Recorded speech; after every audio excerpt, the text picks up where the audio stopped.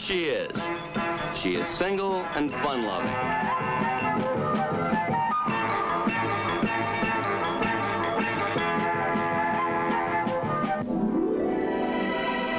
She is engaged. I'm here. She is newly married.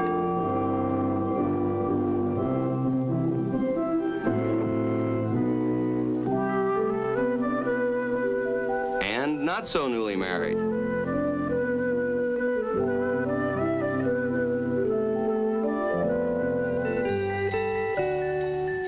She has no children. She has one child.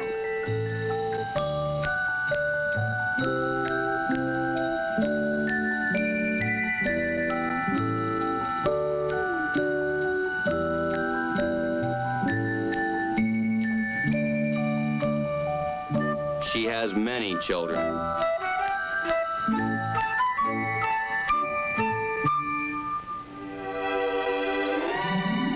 She even has grandchildren.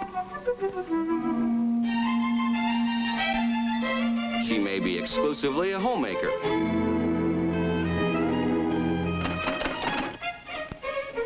Or she may hold a part-time job.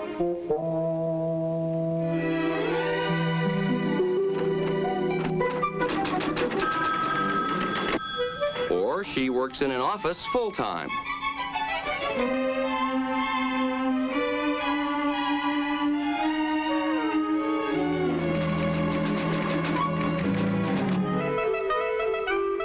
She enjoys her leisure time. She participates in community affairs.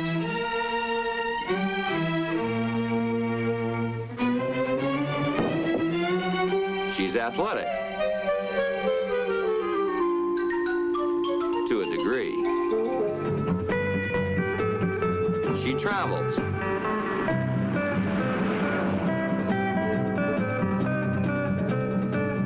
And she spends money.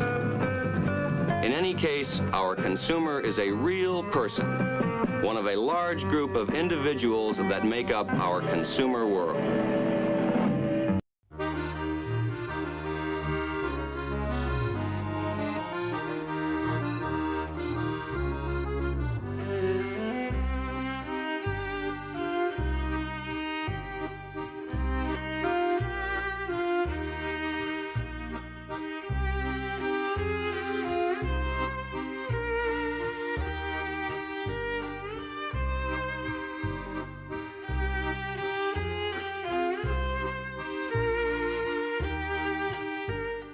Get yourself together before it's too late.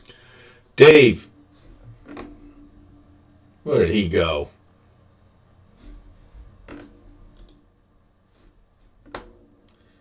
Hold on, folks.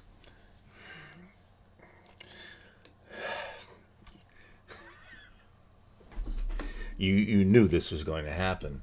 Dave! I gotta call the guy up. I had so many things planned. Hold on.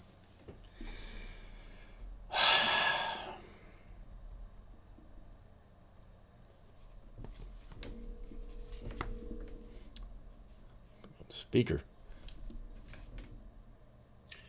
Yeah. You're live right now. Why didn't... What's that? Hello? I said I just popped out. I don't know what my computer's doing, but it's on my end now. You fucked up early, but now I fucked up. I didn't fuck up. You fucked up. No, you fucked up Just early. click the link. And I tried you, then I fucked up. So I'll get there. Don't worry about it. You'll get there, all right.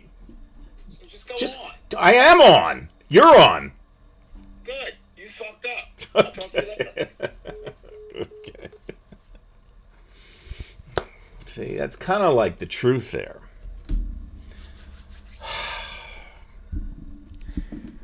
Good evening, everybody. Friday night, you know.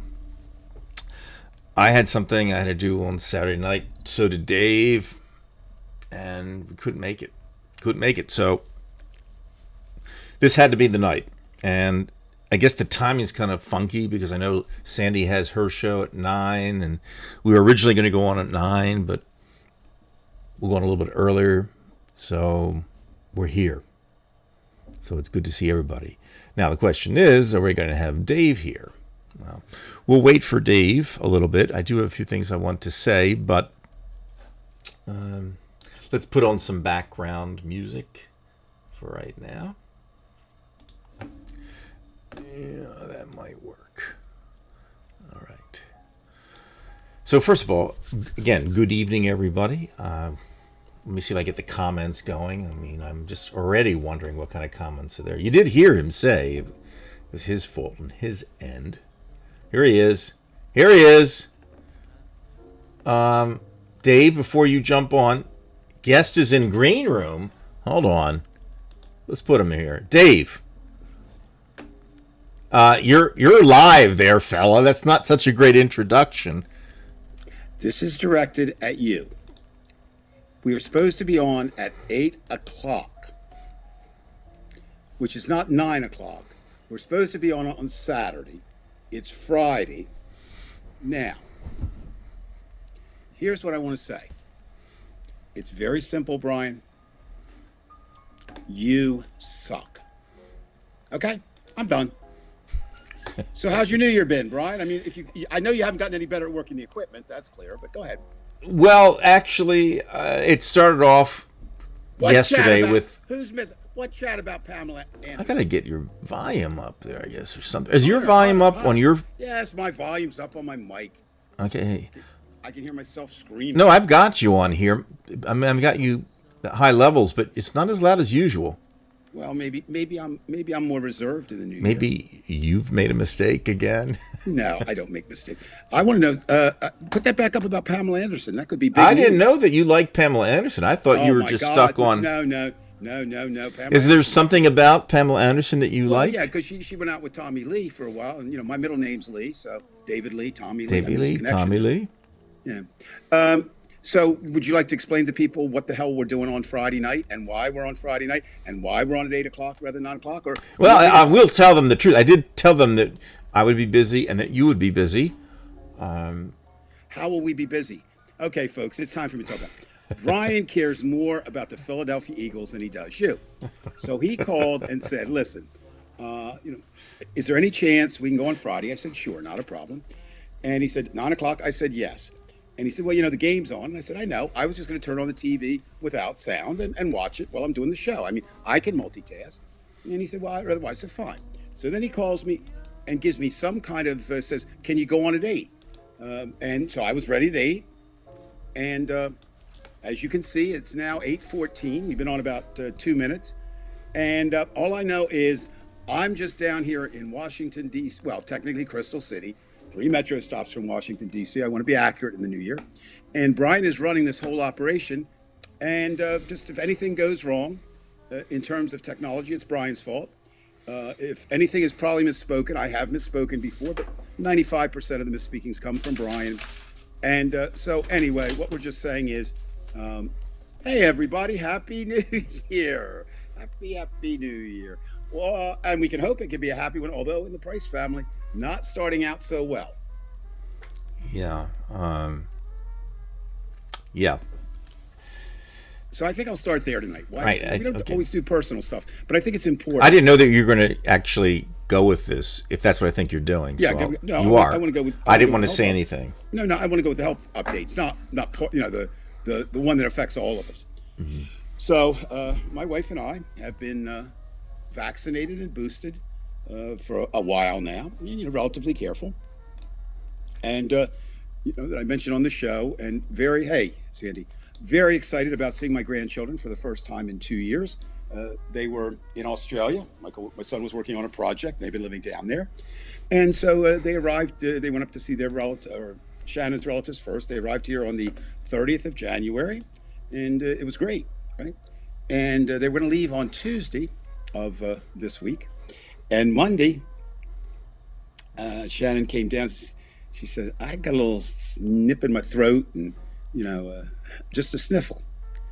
And she said, so I'm going to be, I said, well, it's probably just a cold, new germs. And so she did isolate herself that day. Tuesday she left, and I'm out, and I come back, and Judy said, well, your daughter-in-law just tested positive for COVID. Now, she also is completely vaccinated and boosted. My granddaughter, Audrey, who is too deep a thinker sometimes, she was then convinced that not only did she have COVID, but she was going to the great beyond. But she was tested and was negative. Now, my wife and I got tested yesterday. We'll know the results tomorrow. But just before airtime, my son got on, and both he and my grandson have similar symptoms to Shannon. So they don't know. They'll test tomorrow. So my point is not to tell you about my family troubles or anything. I'm smiling. I mean, well, we're all boosted. We're all vaccinated. The kids are completely vaxxed. They're not boosted yet. They'll get boosted now. But to say that this is part of what we'll talk about tonight, we all know, anybody on the show knows that COVID is real. But what's happening now is we're now in a new phase of it. For anybody who doesn't believe it, you can be careful. And I was really surprised, honestly, Brian. I think of all of us, Shannon was probably the most, would be for me, I think would be the most careful. She has absolutely no idea.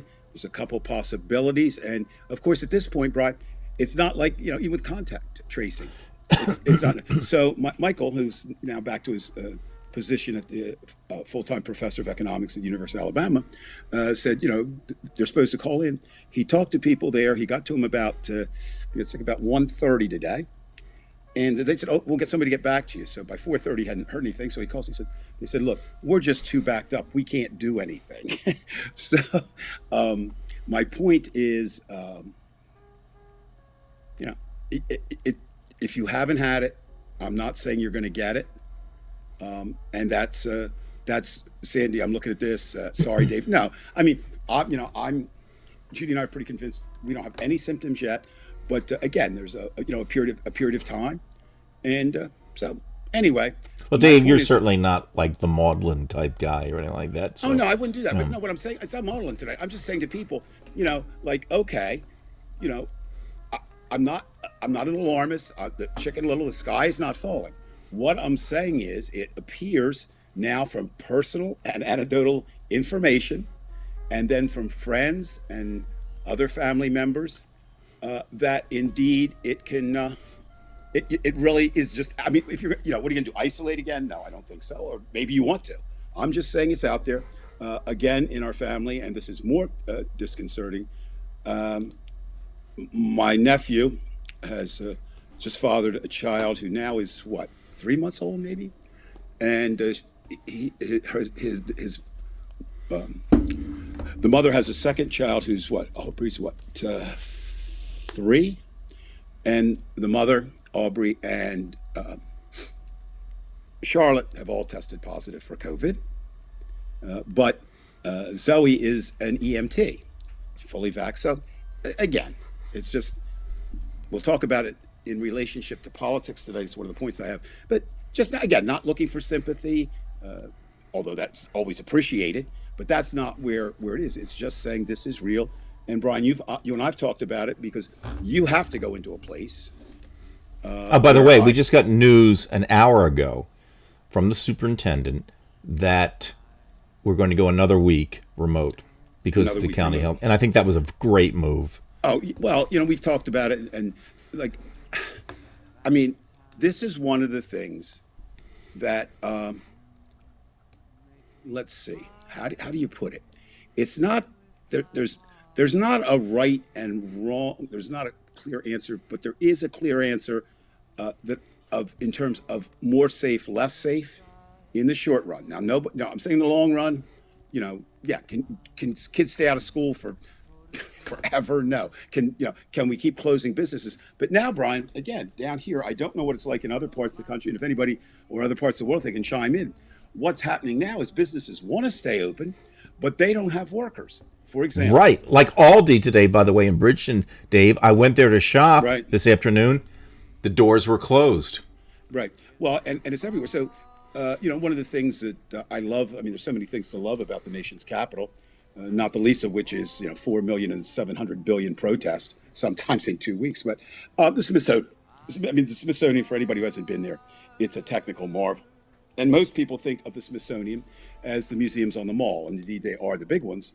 Natural history, American history, air and space, and of course the newest American Indian, and then the newest, the African American history. But they now have they've been open, but they've been on a rotating basis. Now they're closing. They closed 3 museums permanently for temporary, including air and space. They have, and actually they have 17 museums here, Brian, which people don't realize. There's 17 here and 2 in New York. So they have many more than are on the mall, and they shut them down because they can't get enough healthy people to say, Mantra, that's good to know. He's a good guy. He's a good guy. I mean, I haven't been there, for a long time. Well, 11 years, but that's important, and that's important everywhere in terms of leadership. And we've said it on the show, so we always tie everything in. Say a lot what you want about Joe Biden, but Joe Biden's a nice guy, so that's a start. Okay. Walmart is supposed to be closed until Sunday, so they can. Wow. Yeah. No, and this is great news. Thank you, Mantra. Yeah, and so what I'm trying to say is, be careful out there. Remember, I don't know if you ever watched Hill Street Blues. Actually, I never did. I remember the show, but I really liked it. It was like one of the shows, like St. Elsewhere, that began kind of, what today I call modern drama, but anyway, TV drama. But the one who did the roll call, the sergeant wrote it. And remember, be careful out there. So that's one. 2, as you can see from this brief period, whether it's a relatively small town, Bridgeton, 20,000, or a large metropolitan area like Washington, D.C., or I'll add something else to it. I'm actually very glad. We had tickets for Billy Joel, January 11th, or 12th, I guess, actually in New York City. And, they sent us, Billy sent me a message, we're good friends. No, Madison Square Garden said it's on. And then 2 days ago, they said it's off. So, again, it just shows we're living in a moment-by-moment society, literally, Brian. Politically, certainly health-wise. My wife had to go today to get an appointment. I mean, for something to get checked out, and they're so backed up, And I was talking to a doctor yesterday about this, and he was a great guy. And they're just stressed too. So I don't know. I don't again have an answer. But here's what I do know politically. It's going to have an effect on the elections. Okay, and the president sets a tone, and we'll talk about that later. But that's enough about that until we get there, Brian. It's a new year. We talked, end the year optimistic, pessimistic. I liked what you did with that, talking about some things optimistic and pessimistic. I've got tonight, I won't do it now, but I've got 10 things to watch in 2022 to keep an eye on and to check out. Now, they're relatively obvious, but it's always nice to list them and kind of see. I put them in 3 categories. But Brian, this week alone, we only had, how many days? The first full week of the year. Where do you stand today? What's got you worried? All right, there's really 2 things on my mind, Dave. You and I have discussed these from time to time, and everybody on this show and in the chat has discussed this before. Since January 1st, we've seen 2 of the major players on our side. We've seen Merrick Garland and Joe Biden. Now, I think there's no coincidence that both of them came out. And I think that's good in itself, in that they feel the heat, not from the Republicans, but from all the divided we standers out there, So it wasn't just us. There's been this frustration on his own side. So he probably was advised, look, you can either be weak or you can be strong against these people. They're not going to like it either way. But if you have to choose between being weak and being strong, it's better you be on the strong side, right? Yeah. People didn't like Stalin, but they kind of listened to him, So, true. So in that vein itself, I feel good. However, as you would say, if you want to look at it a different way, I'm not so positive. Number one, Merrick Garland. I'll believe it when I see it, when he actually does something. Now, he came out forcefully. Nothing was said, of course, directly. He kind of went around the edges, around the perimeter of the discussion, saying that, we're going to hold everybody involved who was responsible. And then there's, of course, the Bush speech. But let's just stick with Garland for a second. And I want to just, for the sake of showing his face up here, let's do that. So maybe, okay. So there he is. Dave, I'm going to throw you into this too with the overlay, just so we can make our commentary here. Mm-hmm. And I think I'm going to do the same for myself. And there we go. And put me down there. Okay. So you probably saw some of his speech.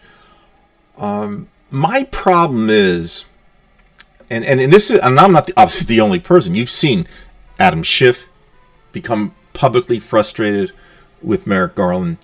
There is a time factor involved. And this is what Ronnie posted on Facebook, is that, we don't have a lot of time because we have to assume that the Republicans are going to win in 22, simply because they gerrymander, because we're talking about Congress. That's what's going to happen. They're going to win, but we have to fight. Okay, despite the fact that that's going to happen because of the cheating.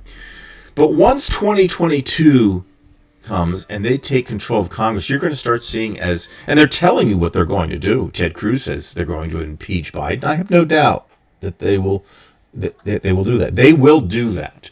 So it's this idea that, yes, maybe the Department of Justice is doing something, but maybe there's enough elements of Trump left in the Justice Department to cause problems. And maybe he is kind of weak. And I hope that I'm wrong. But, Dave, isn't there a time factor in this with the DOJ? Or am I completely off? No, Brian, you're right on task. I don't know Merrick Garland. I only know what I hear and see from him. I will say this as human nature goes. If I were him, I certainly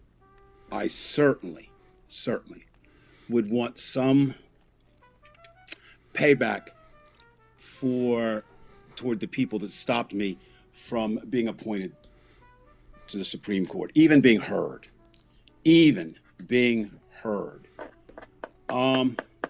So he, obviously that's not part of his modus operandi. That's not what he's doing.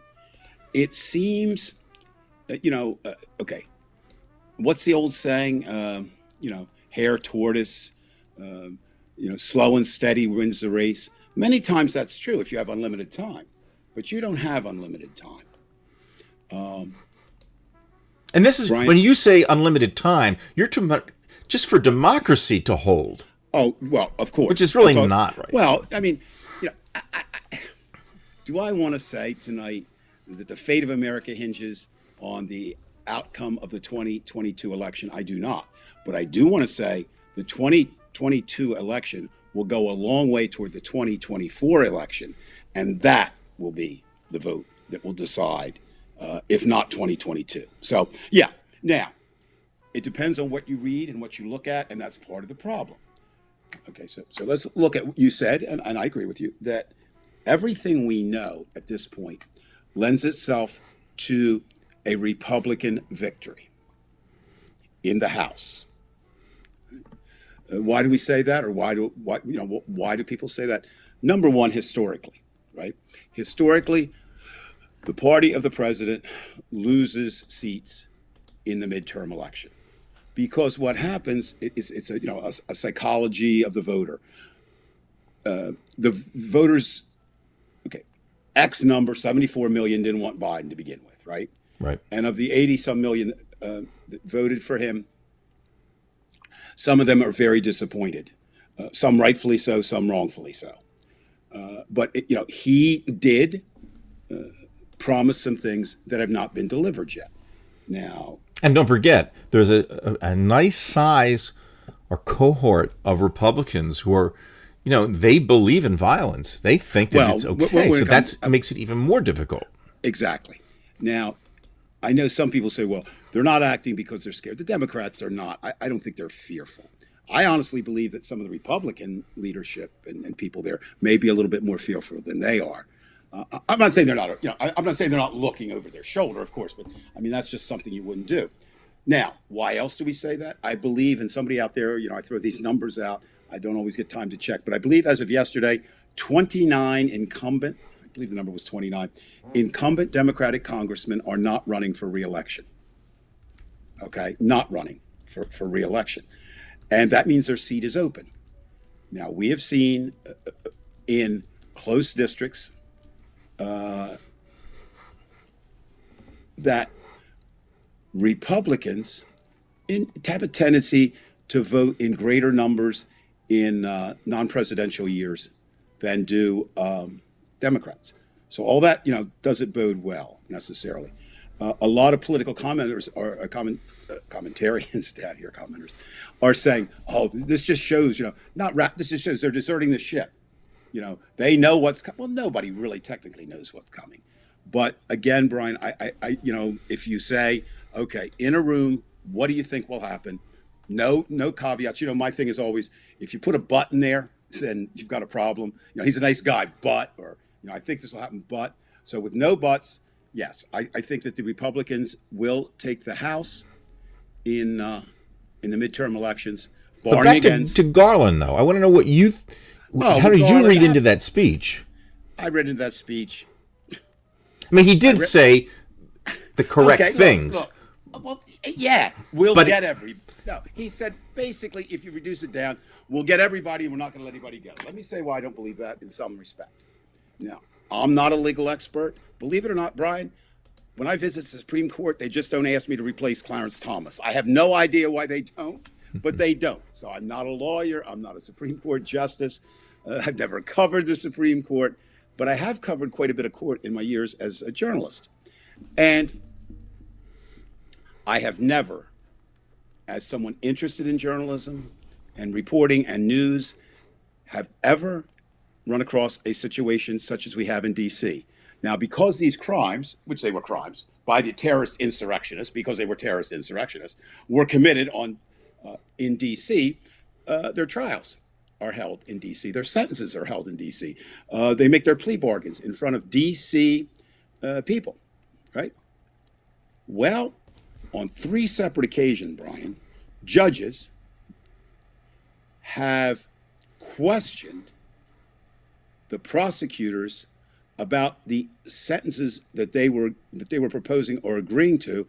Basically, and I'm kind of over dramatizing here, but wait a minute, these guys did this, this, and this, and you want 3 months of sentencing? This was democracy. This was one moment short of murder.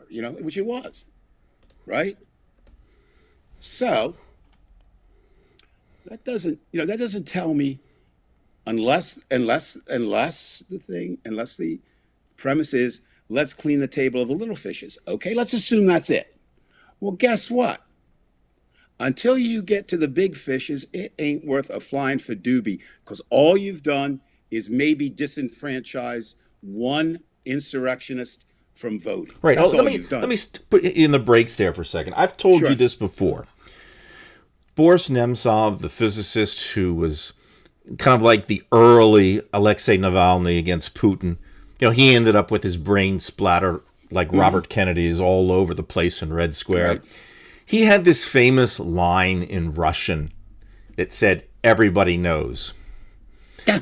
Now, everybody watching that, every single person who has eyes on this show tonight must have had the same feeling as me. You have to be me. You're saying, where the fuck is he? Do something. Correct. It's going on and on and on. These son of a bitches with the flags throwing crap. Right. Do something. And then so we know it's a crime. It's a crime of negligence of just not doing anything, the son of a bitch. So we knew that he was guilty of something. Who? Trump? Trump. Yes, just the very fact that we know what he is. I don't think they number in the thousands his crimes, but I wouldn't be surprised if they number in the hundreds. And I'm talking about prior to being president and now. In fact, I don't think he's ever done anything probably legally in his life. But doesn't everybody knows? Well, yes, the truth is right there. Well, I'm going to. The truth is what I'm going to disagree is. with you. Those who are the true believers and the true haters on the GOP side, and that's not any of their elected officials, not one, but the I don't want to say not all of them, rabble rousers, the misinformed, the ignorant, the idiotic, the whatever. No, they really believe, Brian. I mean, I've talked to enough of them to know of those. They believe that they were patriots. They believe the election was stolen, right? Not saying, oh, we should. Again, who is they? Who is they? They would be.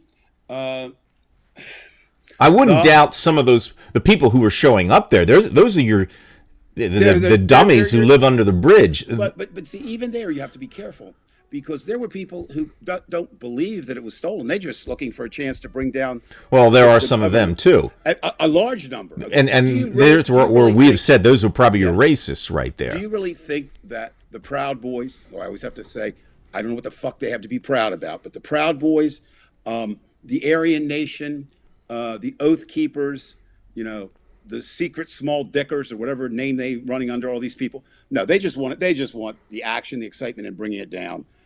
That's one group that believe that. Because there's another group that wants to believe it, and they've convinced themselves with confirmation bias or whatever, because they're terrified. They're terrified of liberals, blacks, women, gays, minorities. Run it down. They're not terrified of the people they should be terrified, which are the rich Republicans, okay? So there's that group. But there probably are some people, come on. Hillary was right. I'm not a Hillary defender, but Hillary was right when she called them deplorables. There's not a person today in America were I to ask them one or two questions, those questions being either or both of them. Do you believe the election was stolen? And would you vote for Donald Trump today? If the question to either one, if the answer to either one of those questions is yes, they are indeed a deplorable. Well, let's just turn this around, because I'm the guy, the Russian expert. Okay, correct. He said everybody knew that those elections were bullshit in Russia. There are some people who love the autocrats who say, yes, the elections were fine. But most people, even on Putin's side, they knew that those elections were a sham. But because they had that, excuse me, I'm getting upset. Because they had that political attitude, it didn't matter. They're for it. And this is where we're saying, we can count how many people percentage-wise, but whatever it is, it's such shit. And this is why I liked Biden's speech, because, again, he had to choose between being weak and being strong. And if you had to choose in this state... Okay, I'm going to play devil's advocate for a moment. I've seen a couple comments up there. You're saying, and I agree with you 100%, you'll believe Merrick Garland when he does something. I'll believe Joe Biden when he does something. Not believe... Well, now he's cornered, because... What do you mean he's cornered? Well, he has already said, I will not let this happen. Okay. Well, don't. He also said we turned the corner on the coronavirus. He also said we'll be right. fine with our... But he knows once you say that politically, that's like saying no new taxes. Once you do that, you've got to, and it's good. It's good. I'm still going to come back. The only two statements I can make about Joe Biden that I feel certain of. One is he is a better human being, person, president, leader than Donald Trump. And we, as a country, are better off every day with him in there. But by saying that, that's his personality and what he won't. And I'm going to add to that is what you said. Is that here you had a guy like Trump. Let's go back 4 years, right. 5 years. You said this is a guy that had every opportunity to do something really good, even though we didn't. He had every opportunity to become a hero, and he was nothing but a traitor. Biden has an opportunity. He's going to have to be a Lincoln. He may even die meaning he won't be able to take it. Well, Getting through this. But he's going to have to be an American hero at this point. You're saying he's going to have to be, and it might be even Kamala Harris. He certainly has the temperament to be one, right? Where Trump doesn't have it in him to be a hero. I mean, what would you do? We could be here all night just listing the low things that Donald Trump has done that show he's not a hero. I'm just gonna go for one. I've listened to that, his remarks a few times, and unless my hearing isn't what I think it is, or I don't have the intelligence that I believe I do, he basically said, "Go up there and I'll be there with you." He didn't say, I'll be in the White House gleefully watching. Yeah, and he'll pay his bills too. Calling people over, saying, look at these people. He didn't say, "I'll be in the White House criticizing you for the way you're dressed," and all of which happened. He said, "I will be there." Now, Biden's the type of person, if he said, "I'm going to be there with you," he would be there. It's not like Richard Nixon He would be there. But again, the power of the presidency is extremely overrated, my feeling, politically. And that don't say that about Trump. That's for sure. No, his power was limited too. Well, he got a lot out of something he shouldn't have gotten. I agree, because he doesn't care. He doesn't care. He doesn't follow the rules. He doesn't do anything. Okay?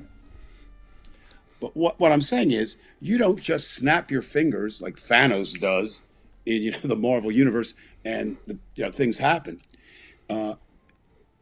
So, yes, did Biden do the right thing by speaking tough? Yes. I would have done it earlier.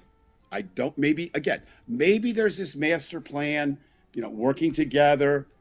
But Brian, you put, I think, the best literal or figurative finger on it. You don't have till 2024. You have till November 2022. Exactly. Because November 2022, Election Day. And it may be no matter what the results are, right? It may be no matter what the results are. Right, because they don't play by the rules. And another thing that worries me is, and I've said this before, but I think it bears repeating. In a way, we've been here before. And when I say we've been here before, Trump is the spirit of Roy Cohn. And if you don't know who Roy Cohn is, anyone, please look him up. There's a great documentary on him, Citizen Cohn. He almost makes Donald Trump look he's horrible. Decent. He doesn't. And what do they share in common? He was the legal advisor to McCarthy. He was a legal advisor and surrogate father to Donald Trump, because Donald Trump's father was a horrible, horrible, horrible person. So, what is his advice? A few. One said, never, never, never apologize. Cohn said, never admit you're wrong, double down. But his legal advice is what Trump has followed all his life. Delay, delay, delay, delay. So if Merrick Garland is waiting, just because the charges come in, first of all, X number of Americans aren't going to believe the charges. They're not even going to believe the charges if he's found guilty. Okay? Right. And you still have the Supreme Court there. You have so you don't even have to worry about whether you have to dot your I's and have an ironclad case. But they don't care about that. No. And they will appeal. They will appeal and appeal and appeal. Anything that touches Donald Trump, he will, if he can, will take to the Supreme Court. Now, just like tonight, I think, or anybody who calls tonight to get a COVID test, you're not going to get one. You're not. There's just none left. For example, when I got mine yesterday. Well, not in Florida, that's for sure. Well, no, here in Arlington, like I said, we're very, we're pretty safe here. We're good. So I had one set up for 12:30. At 11:30, they called me and said, Mr. Price said yes. They said, we've run out of the rapid tests. And there was a problem with our computer system, and we don't have you in. And I'm going, wait a minute, I don't care, right? Obviously, I had to be in somehow, but so I was able to get a 4:30 test for the 48-hour, whatever. That's fine. I mean, I'm just saying. But again, they're just not out there. It's the same thing here. government's broken, so you're just not gonna snap your fingers and get this stuff done. There's a waiting period in legal. So yes, Merrick Garland. How am I gonna say this? Okay, Merrick Garland right now has more power than Donald Trump to fight the Republican takeover and their killing of democracy. He is the guy. He's your cop. He's your cop. Now, let me comment on something else that bothers me related to this. And we did talk about this briefly. So I am going to relate it to school. And I apologize for anybody out there. So Dave and Brian, they always relate stuff to school. Well, that's because that's our background, right? So let's say you're in high school, which we've both been, and you're a leader, and you have a rule about masks, okay, which is there. And the kids, the kids aren't wearing them, or so a teacher reports that Joey isn't wearing a mask, right? And you summon him to the office, right? Because, okay, I want to check out Joey just to see what's going on. And Joey says, hell no, I ain't going to go, right? You can't allow that because your school will fall apart. Well, now we've got that the Congress is demanding that people show in front of them. And they're just saying, no. I mean, do you know how long that list is getting of people that are refusing to appear? Right. They're just all refusing. Most of them. Well, yeah. The important ones. You can't do that. You can't do that and expect democracy to survive. And you can't make speeches about it. Merrick, you have to convince Merrick Garland, who you said is the cop, is the charging officer, if you will, even though he's a lawyer, for the House and the Senate. You have to charge them with contempt, failure to appear, whatever the charge is. And the interesting thing is, J. Mitchell Palmer would have been throwing their asses in jail. Well, he might have been on their side, though. Yeah, that's and so and before we do that, so Hoover would be on their side. A. Mitchell Palmer, whatever. A. Mitchell Palmer. No, Palmer and Hoover were bad dudes. But the thing is, and what I find interesting is, really, they are really just. Well, maybe you do need a badass, Dave, at the DOG. Maybe you do need a badass. No, I'm not arguing that. That's fine. But I want it to be our badass, not their badass. Right, absolutely. Yeah, I don't want it to be Bill Barr, who on his final day gets a conscience. But no, I was going to start to say, if they're summoned, okay, say I am one of those guys. I mean, I'm being summoned. I go and I plead the fifth. Then they've got to prove, beyond that. And if you did that, if you defied a subpoena and didn't show up for a local court, your ass is going to jail. And I don't want to. I don't want to. Even if we come out of this, which is a coin flip, and by come out of it I mean maintain a democracy in America. Awful lot of disillusionment about what we all knew anyway, but now is real. The rich. There's a different. This is true. There's a different justice system for whites and non-whites in America. That is true. That is true. Okay? There's a different justice system for the rich and the poor. That is true. Now, what we're going to say is there is a different justice system for elected officials and and everybody else. And while that may have been true, because they may have fallen in one of those categories, or maybe both, white and rich. Once you become a politician, you're in a different category. You know what I mean? Yes, you're white. Yes, you're that. But we should at least hold them accountable. Now, I don't want to be like the culture. Oh my God! Once long hair came in and people started running around and having sex and smoking dope, all of which I did. But the country fell apart. But what the Republicans do not have, or at least maybe Liz Cheney, maybe Mitt Romney, I don't know, is any friggin' sense of shame. Any at all. Well, they were saying they have no, if we're trying to shame them, forget it. It's not going to work. Well, I mean, just take Miss Green. Miss Green. It looks like Ms. Green will come out as the leading fundraiser in Congress for the year. So what happens is something that you or I or any normal politician would look as a maybe a badge of shame. A, she doesn't, they don't, and B, neither do the people. Think about this, Brian. Her followers do not believe in anything that anybody says other than her. They don't believe in. It's not that they don't believe in the law. They believe. Okay, They believe. A black person sentenced to life imprisonment for 4 J's in Texas probably has a right to say the system is unfair, right? But it's not fixed. It's not fixed for the people they say it's fixed for. You know what I mean? It doesn't. Yes, it's fixed, but it's fixed on the other side. Right. So, the very thing that he was saying they were projecting. And you and I've talked about this, and I give you kudos for this. Anybody who does it. You say once in a while, you tune into Fox. I don't even watch. And I don't know how I get through it, but I do. Like I said, I can't even get through MSNBC. Not that they're wrong; they just bring up the things that I'd rather. I guess I don't. And shouldn't they be held to task when this is all? Who? Fox? Fox. No, absolutely not. They will not be. Of course they should be.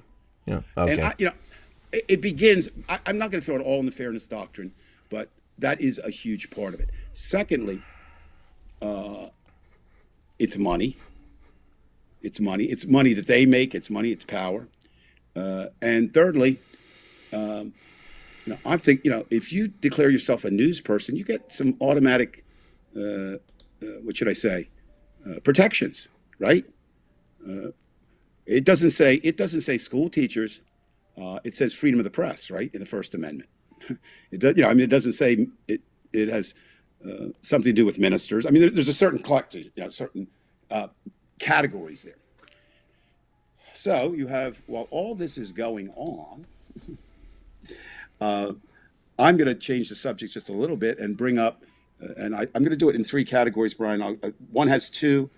The other 2 have 4 each, and I'll pause at the end of a category and we can kind of talk. All right. Perfect. So what I did, I looked, and this is just my opinion.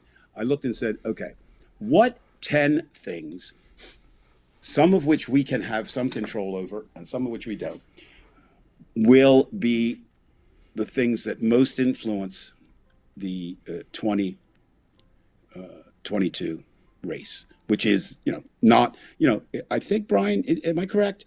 Aren't we in 2022? I mean, right. It seems like we've been stuck in 2020 for 3 years, but no, we're there now. So the first 2 I'm going to call world issues, and I'll bring up the first one and just mention it. That's, to me, is the lesser. I'll always go for this one top, and that's the world trouble spots right now, and we have a bunch of them, right? The most obvious being Russia and its handling of the Ukraine and the other areas. Of course, China is always there. And you have the Middle East. Now, none of that can really be controlled, but that could very well influence greatly the 2022 election. But we really, when I say we can't worry about it, I mean, there's nothing you and I or most Americans can do about it, correct? Mm-hmm. So that's a hope. The second one is the one that overrides everything, the climate crisis. What do I need to say? I mean, what more needs to be said? If you don't recognize that now, there's something wrong with you. And we know that. Now, there's some things we can do, right? But, in our own, I like it's just a little thing, but I like now in Arlington County, where I live, now, if you go to a store and you ask them for a bag, they charge you 10 cents. That's not a lot, right? But it's a start, and that money will go to environmental funding. Not a lot, but it makes people more conscious of maybe things bagging them. I don't know. They worry about a 10-cent increase in gas, so maybe they'll do something. But they're there.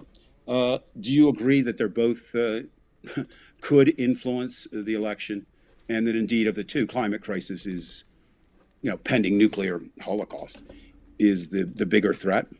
Yes, that's the bigger threat, right? Okay. And I'll take that back. Yes, it is the bigger threat. However, of the two, just the two, because of the way this universe works, it's very hard. We can only speculate. Correct. Because when you think one thing's going to be the problem, then it becomes the next thing. Like, for example, like you could have a nuclear crisis, and all of a sudden you could have a nuclear winter, and then, and then you know. Well, I understand, but I mean, as far as we don't know the future, okay? But it certainly would seem to be the climate crisis is an existential threat for everybody. Veg, that's right up. What is it they say? Right up my wheelhouse. I'll get to that. Not in this segment, but in a segment. Don't let me forget, Veg. You hold me to it. Now, the next category are things that I call political. All right. So, what do we keep our eye on? What do we try to and working our way up? First, you started with, which is kind of interesting. It's a war between Republicans and Democrats, conservatives, liberals, blah blah blah. But it's basically a war between two people, Biden and Trump. Really, right? If one of those emerges victorious over the other, they're the leaders, right. Whether you want them or not. They're our leaders, and certainly, going into the whatever round this is. What is this? It's a 15-round heavyweight fight. We're probably in about the 9th round. It's the first time that Biden has reached out and done anything with Trump. In terms of really, again, what Biden does right now is... It's great that he didn't say his name. I think that was fantastic. Well, and did you see what Donald Trump did? He came out immediately. He is so fucking narcissistic that he claimed that Biden attacked him personally by using his name. He didn't even listen to him, right? I mean, he said that. Listen, anyway. But that's number one. If Biden can beat Trump, whatever that takes with help, right? That's it. Now, next in line, because sort of like you said with the the two climate crisis and trouble spots, we don't really know is the Supreme Court and any decisions they make, and we don't really know what. Yeah, Laura, you're absolutely right. I mean, it's a small step, but it is something. I mean, I don't know what It's like it's better than just saying I'm not going to do anything.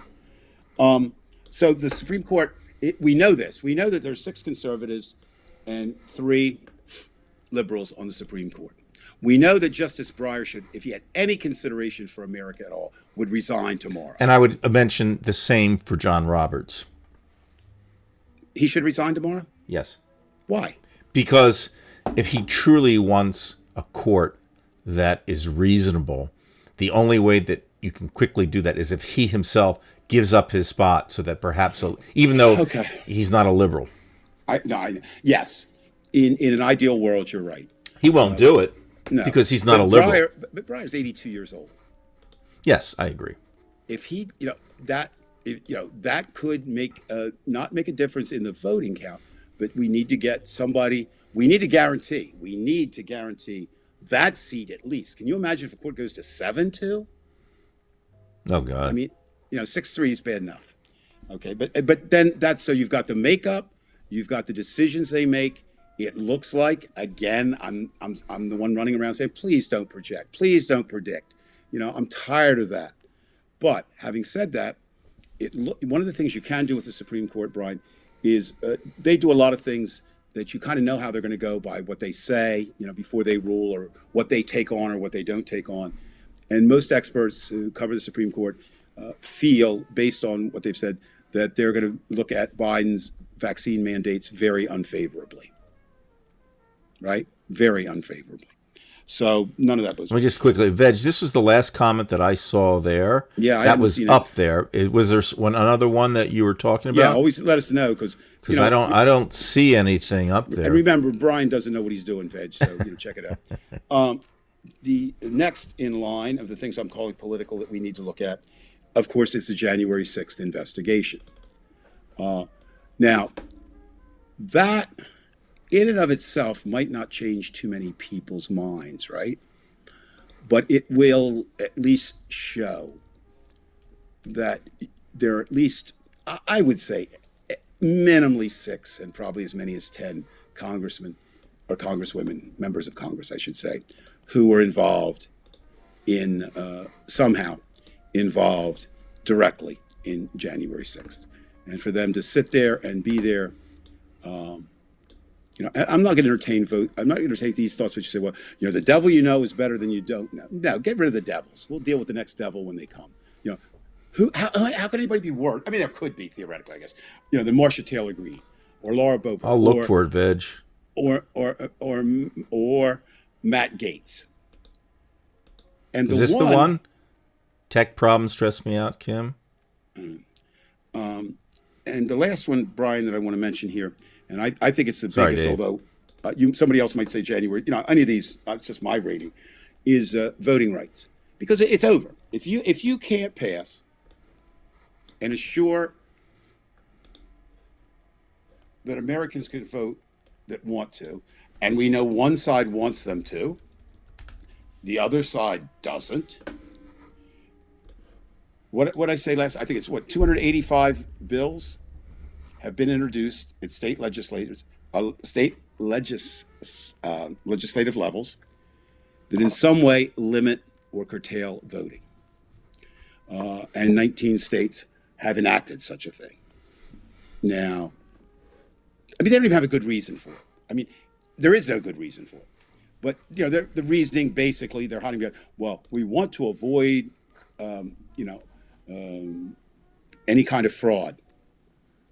I think it's like 9-1 now, something, one Democrat did something fraudulently and 9 across the country that have been charged. I don't know. So with voting rights, and I know, again, that counts. And I want to throw a slash there.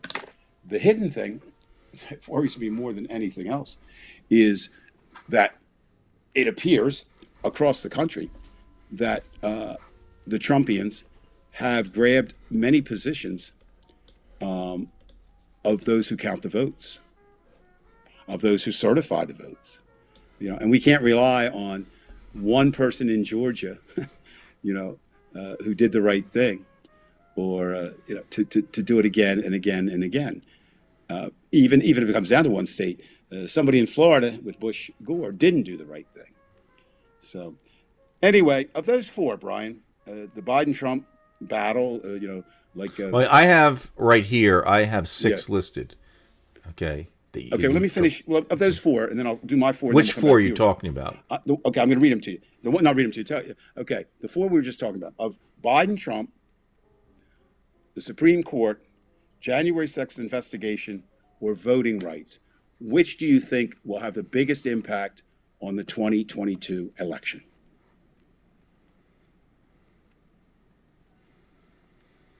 I have to think for a second. They're close. There's no right or wrong answer. There's no right or wrong. I went with voting rights. Voting rights, because that's the bottom line. That's where the power is. Yeah, but I wouldn't argue with anybody who chose any of the others, right? And then the last 4, and if indeed it is true that Americans vote on bread and butter issues, and it's been said that these are the 4 that will have the biggest impact, bigger than any of those, unless, maybe bigger than any of the political ones. Certainly the world, like if the world ends, but the others, it doesn't. So the first one is the regular media, social media, and Fox and news, and who believes what. Okay? That will have an impact.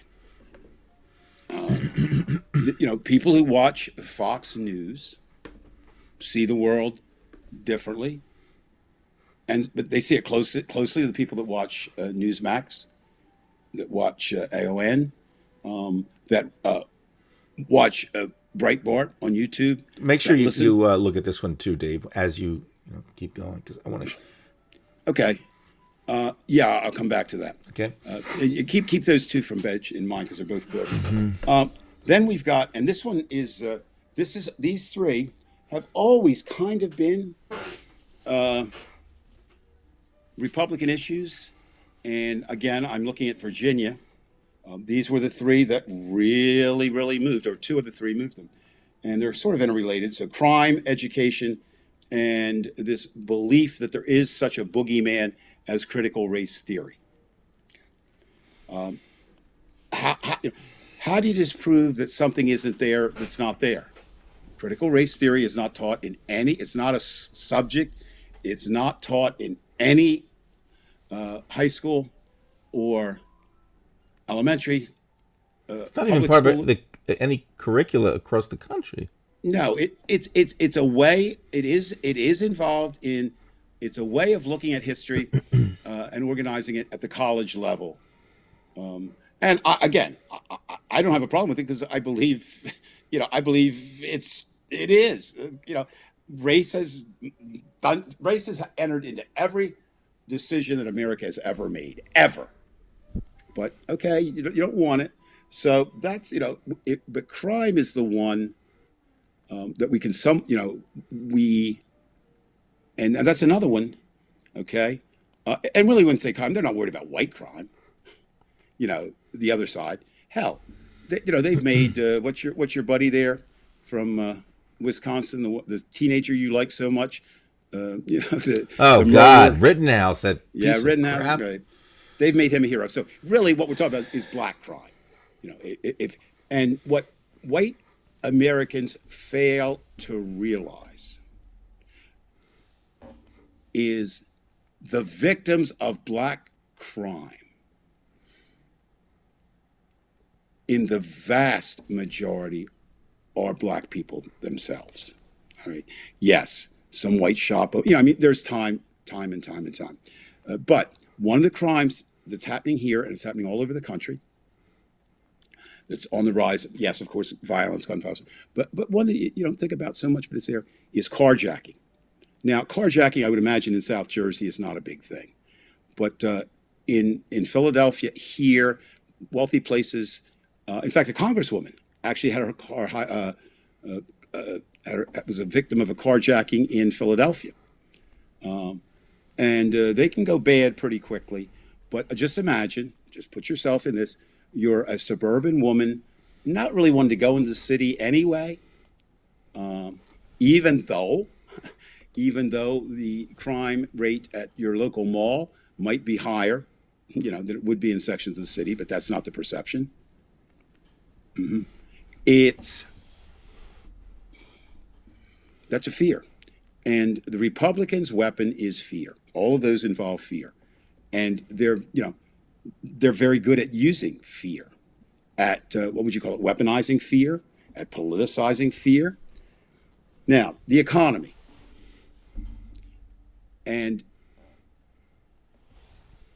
if we don't stop, Brian, as Americans, looking at the friggin' stock market as an indication of the economic health of this stock market is a rich people's economic health. It's an indication of how rigged the system is for the wealthy to begin with, and just there capital gains.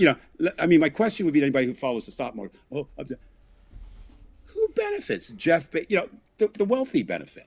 I'm not saying you don't get some. If I invested in Apple, but it's still, I'm not going to get the percentage that Steve Jobs got, or Bill Gates got, or Elon Musk got, or Jeff Bezos got. Yes, you're right. Yeah, CRT tenets are straight out of KKK propaganda of the 50s and 60s.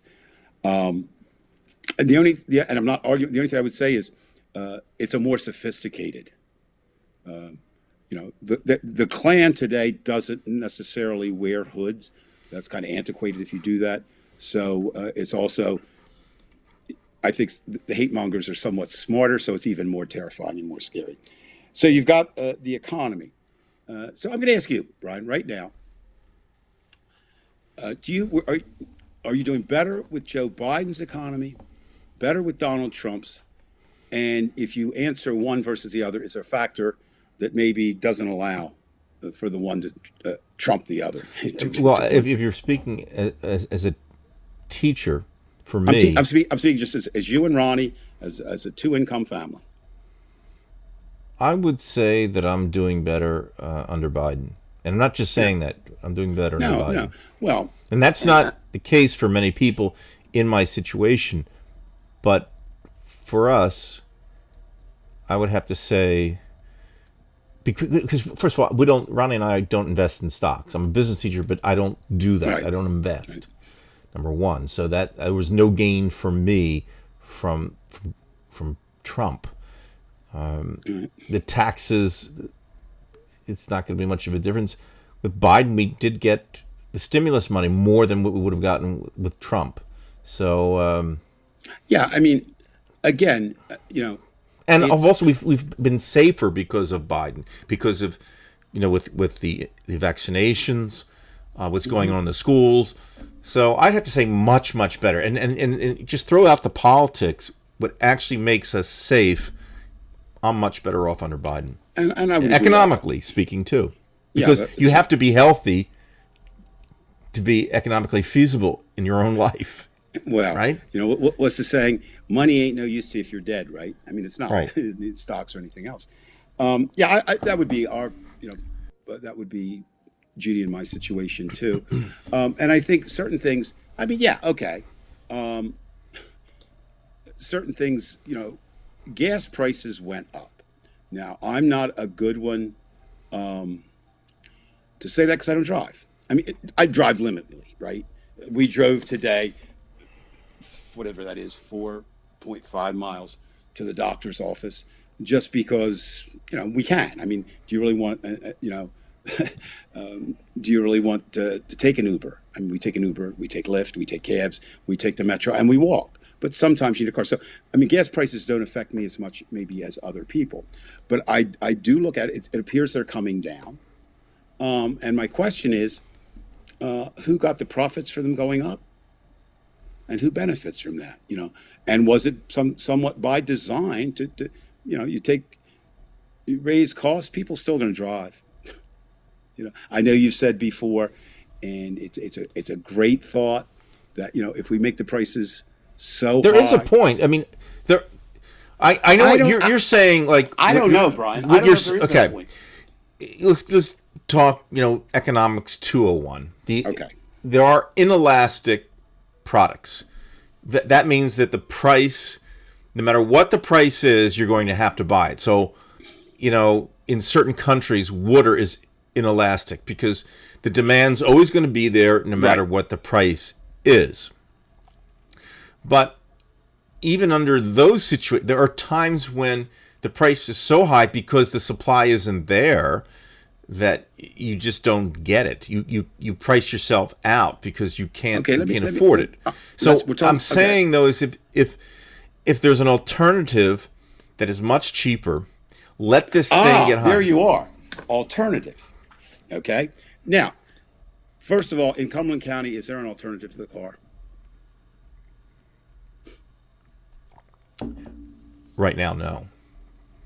And there hasn't been for 3 decades or 4.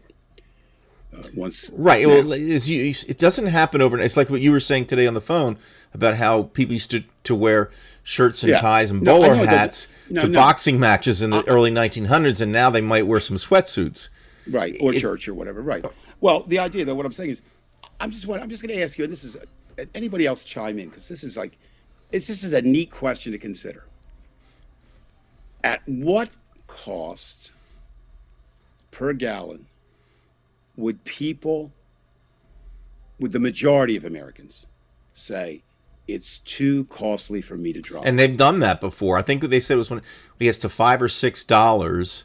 It also depends on the state too, because there you are. That's what I'm saying. But if you look at Europe, because there's so many different excise taxes on the fuel, it's already shifted. But you look at Europe, they have trains, they have buses, they have public transportation. America is in love with 2 things that are killing us: guns and cars. Right. Or I should say guns and F-150s. Well, but I'm just playing words, but in a certain way it's true. This is what but the F-150's changing, and that's good. Well, all of that, but right now, I'm just not sure. People, it's like, and again, I'm a fan, and I smoked for a long time. I did a hell of a lot of drugs, and a hell of a lot of drinking, and ended up in rehab. Not for the smoking. I don't know if I could go now because you can't smoke at rehabs anymore. But I can remember saying, when the price of this goes to that, I will quit. And I didn't with cigarettes. I quit, when I was ready to quit.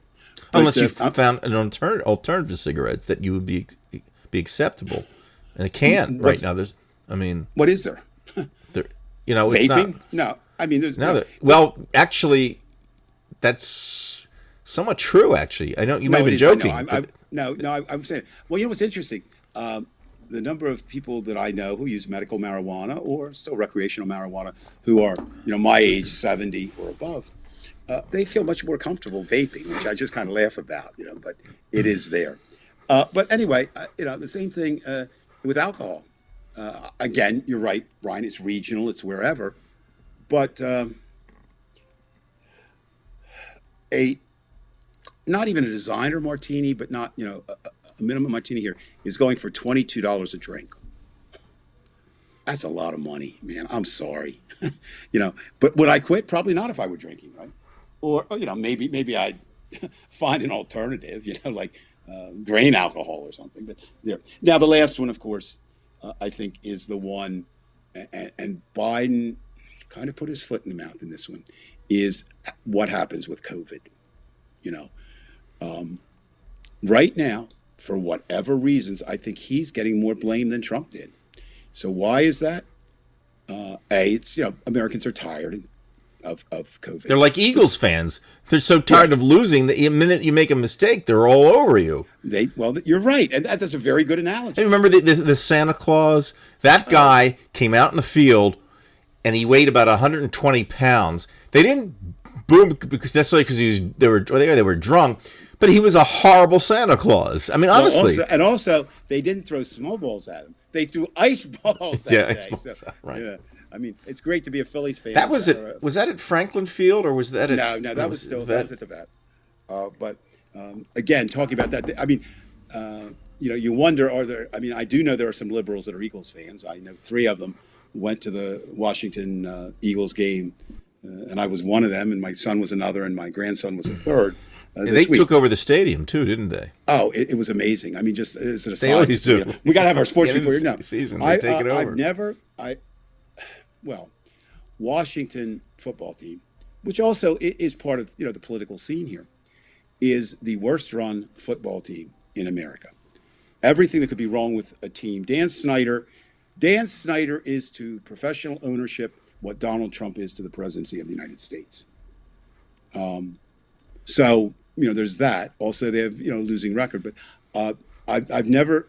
I'm sure it happens in other stadiums, but the only 2 times I've ever seen visiting fans outnumber home fans in a professional sporting event was here. I saw it in the Phillies in what would that have been, 2011, and again in 2012, and I saw it Sunday there. So let's look at this now. And we'll finish with COVID, and then I'm done. And then we want to get to your list. But with COVID, again, personal. It's all about personal. Do you think Biden's doing a good job overall? Biden, not anything under. Yes, and I think it's not all of his fault. Well, I agree. You look at Joe Manchin and Kirsten Sinema. That's your problem.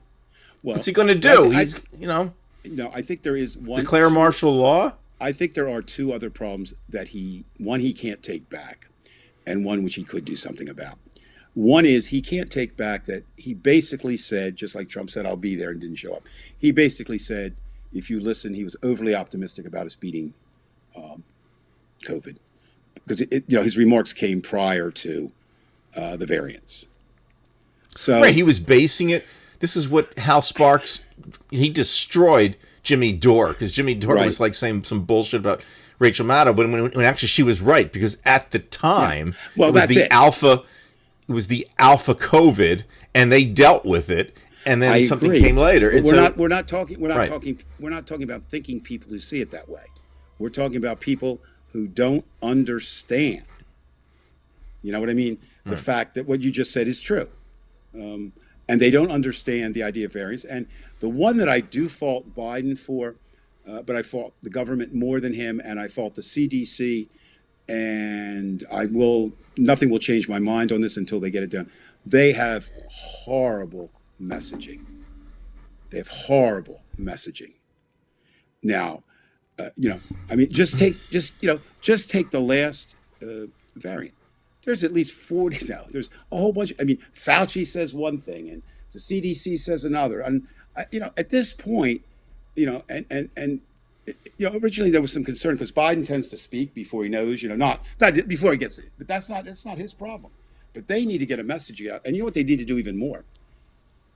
Well, he had a good start yesterday. He had a really good start. He should have done that a year ago. Well, I agree. But I'm saying with this, here's a very simple thing, and maybe I'll do that next time. Look at why I think that the pandemic shows that American government is completely broken, maybe irrevocably, maybe hopelessly. But the one thing, okay, do you have a vaccine card? Yes. Does that vaccine card fit in your wallet? Yes. Where your license fits? Yes. Really? I have it right here. Yeah, could you produce it for me? I'm not questioning you. I just want to see it. Oh, maybe it doesn't.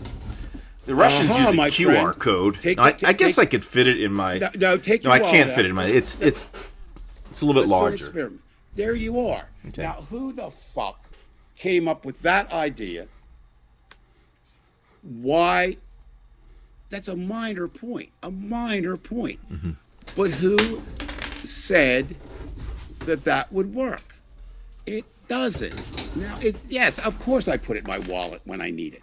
Now, and then we could go on. Why isn't there a central health system where when you're vaccinated and when you're boosted or whether you're not, whatever, it goes there? And I'll tell you why. Because there's no national recording system.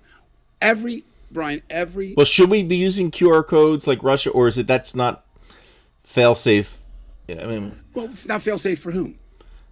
I don't know. It's just something about the QR codes. Okay. I mean, it seems like the right thing, but can you be sure? But then again, how can you be sure this is right? I understand. What I am saying is every friggin' statistic you have seen from the beginning of this to the end is probably not accurate. Now, I'm not saying what it does is because there's no national reporting system. All right. There's just, so we don't know, we don't know. And to me, it should be simple. I first, got on that bandwagon when Jon Stewart was, working of the horrific treatment of veterans, and that hasn't improved any. The fact that, that there's no, they were using paper, Brian, today. There's no excuse for that. Okay. Right. I don't know about you, but okay, I'll use Judy myself. She's not a Luddite, but she likes to have the paper, right? But she's a really good filer and she can find stuff, but not all the time. I put everything on a computer and I know where it is. Now, granted, it can be, stolen or, it can be hacked or it can be this or that or the other.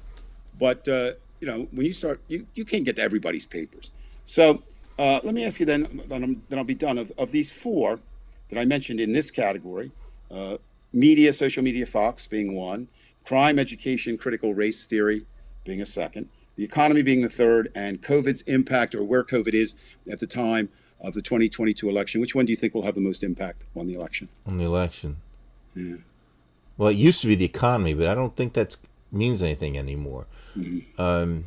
I said COVID. Where we are at COVID will do it, which is somewhat related to the economy. You know what? Well, the media, it seems like the dividing line's already there, so I don't know. Yeah, I would agree with that. But it's still important because they're all important, Brian, and that's my point. It's a very artificial rating that I did, right? It's what if I had to do it. The point is, there are 10 things that we listed tonight, and people smarter than me could list another 20.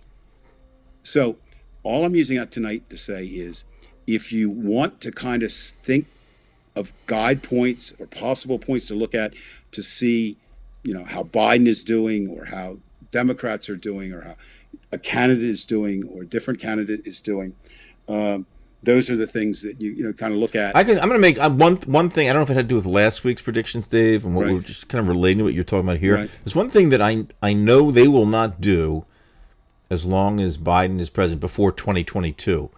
They will not do another January 6th because Biden's got the guns.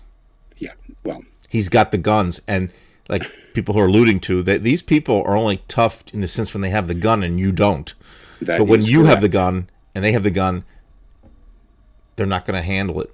Not if we have more, But they are dangerous. And so at this they point, are Kyle Rittenhouse. That's what they have out there. Well, I would say to you, and I don't know. I mean, I don't know enough about world history to say every time, but I think it's fairly rare that any coup, any long-term holding of anything that didn't have the military on the side of the one with the military wins. Outsider seeking power. That's what happened with Yeltsin. That's why Yeltsin won.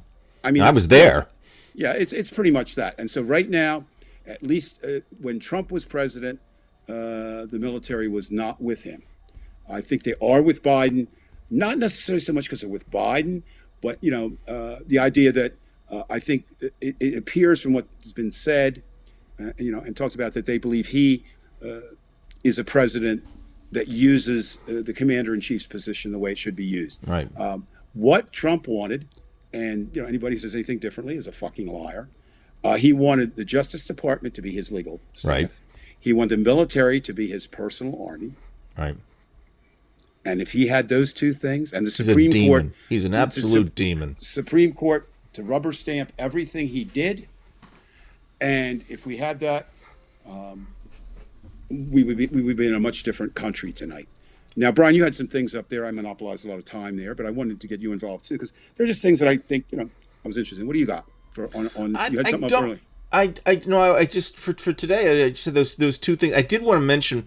You're obviously familiar with Mark Meadows, and I just, Right. if I can just show this for a second, Dave, Sure. because it's bugging the shit out of me with him. Yeah, hold on. Not Garland, Meadows.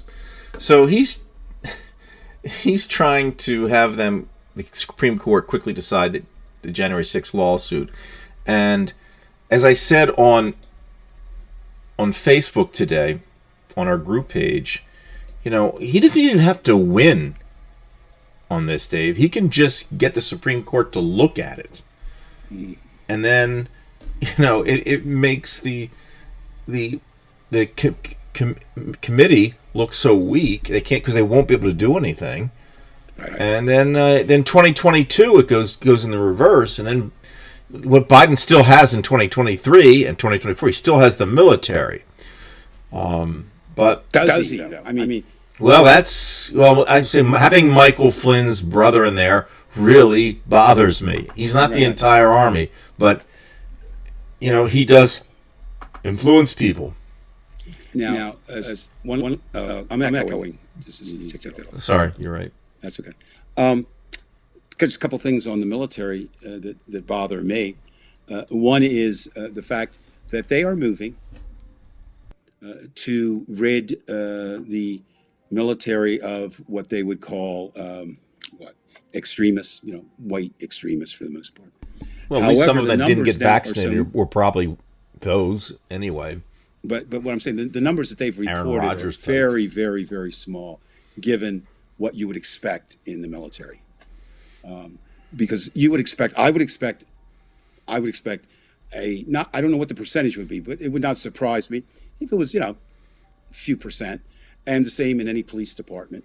The National Guard, I think I would be more worried about the National Guards. They're all there, but I'm saying they're all, because what happens, and I don't want to stereotype or generalize or profile someone, but in the military and the police, you have to want to use guns. Okay, I mean that's part of the job. Okay, I wouldn't be the one because I'm not going to use a gun. That doesn't make me good or bad or whatever, or them good or bad. But I think, and the idea of it, there's a certain risk involved in both of those jobs that I don't have. And that's, they're very important jobs. I wish we had a world where we didn't need either one of them, but we need police, we need military. But it would just surprise me. So, it does. And the other thing that does worry me, and it's not really, it's like bubbling under the news, is on a few occasions recently, retired generals have come out and pretty much said, 2024, you're going to get another January 6th. If it goes the wrong way for the groups that did this January 6th. Well, no, they can't. Again, let's suppose Biden wins, and then they do that again. They won't do it because, again, Biden has the military there, and he's. I don't know. I mean, they won't win. I don't know. Look, here's. Maybe I'm fallacious. This is why everything with the voting rights. Everything's the voting. No, rights. I agree with that. But here, I'm kind of. And Biden, he better stay alive. Not sure. I'm not. I mean, I was in agreement with you, and I still think they're bullies and all that. But I'm starting to wonder if they don't see themselves as martyrs. Like, they've risked their lives by not getting the vaccine, and it doesn't bother them. When you become a true believer, and what we don't know is how many. We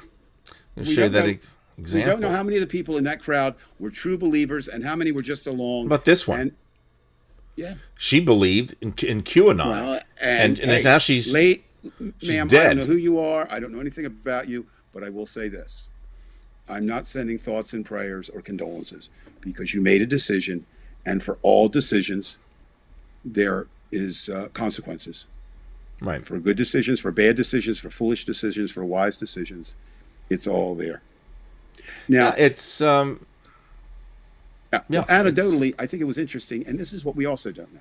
So yesterday in Washington D.C., and I'm not going to talk about it because I think it was almost overkill yesterday. But January 6th this is the anniversary. Now, what'll be interesting is, will it someday be like Pearl Harbor, or will it not? Time will tell, right? But but down here, again, you have to respect the idea that it could happen that they'll win, and that's what I'm saying. I mean, there's all that, but there were three. I think you could divide the ceremonies yesterday into remove Mr. Biden from the ceremony because he spoke as president, but there were three types of ceremonies that I observed, and I didn't go to any of them because I don't want to infect the good guys with COVID if I do have it. But one was, us, the divided we standers, who were, saying this was terrible. Please do something. Whatever. Da da da da. There was, and that's good. Okay, that's good. Then there was a much smaller protest, including the mother of the woman who was killed. The one. Insurrectionist trespasser, where she wasn't. But anyway, whatever thing. Yeah, she's been made a martyr. And what they were protesting, Brian, was interesting. What they were protesting is the conditions, the horrible conditions that those being charged with this crime are facing. After they shit on the walls. Well, and the other thing is, do you know, and I don't know if you know this, they actually, for their own protection, they actually have a wing now. Really? Don't let them. I know, but I understand that, but that's something where you really don't. Okay. You can say that, I can say that, but if I'm the head of the prison... Let them have the same experience that Jeffrey Dahmer had. Well, I know. And then the third, which was horrific, in who didn't show up, was the official ceremony in Congress. And two, let me repeat that, two, that's one more than one, and one less than three, Republicans, only one of which whom was elected, and there were a father-daughter team showed up, Liz and Dick Cheney. That was it. Now, some Republicans, honestly, who've been stand-up said, we had other things to do. I mean, there would have been 10, right? I mean, that's it. Also, I thought it was interesting yesterday, they replayed, not that it matters to their supporters, they replayed the comments from McCarthy, from Cruz, from right. McConnell, all about this is terrible. They changed their tune. Yeah, and Cruz, he's got to be one of the most sniveling men on the face of the planet. Their own right white. Yeah, oh, I could say that their own right white wing, because I think too many of them were minorities. Cruz goes in front of Tucker, and he basically said, Tucker, what can I do? What can I do? I didn't mean to say they were terrorists. And Texas, which is supposed to be the home of the macho gunslingers, that's the best you can do for a senator? You should be ashamed of yourself. My daddy would turn over in his grave to see somebody like that, a senator from Texas. Jiminy crickets. But the one that gave me the most hope, not the most hope, it was interesting, riding yesterday and on 395, which is the Beltway, and I'm looking off in the distance, and traffic's moving, and across, I'm going like, oh no, not a Trump rally up there, but it was just young people, about 7 of them up there with these big banners, jail Trump, so. Again, we just don't know the numbers out there, right? Right. We just Can we don't. go back to this favorite comment that you asked me to save for you? Yeah, two of them were. They both were. One was about. Oh, Christ, I just lost it again. No, one was. Well, it was about Veg had said. I'm going to paraphrase. I just lost it. Whatever happened, it was lost. But Veg, he's got a vendetta against you. But let me see. Maybe I can do a search here real quick. Veg. Veg, I wouldn't lose it. I think it's a personal. Brian, I think he's intimidated. Here it is. Got it. All right. He said, I was just wondering why everyone's assuming the midterms are a done deal. There are more sane Americans. Yes, you're right. But again, it's the way that the system is set up with the districts that too many sensible people are not in the right place. You've got, and again, it comes down to, like I said, there are basically 2 battlegrounds left in America. One is the suburban vote, right? Because cities are going to go Democrat and rural is going to go Republican. That's just a given. And the other area would be those who don't vote. And I would say to anyone who didn't vote in the in the last election, what the hell were you thinking? I mean, you got to, you said it, Brian. You're one of the first people to say it. There's no fence sitting this time around. Right, can't. You're either for or against. You can't sit it out. You never could say the president, the party, the power doesn't have something to do with you directly.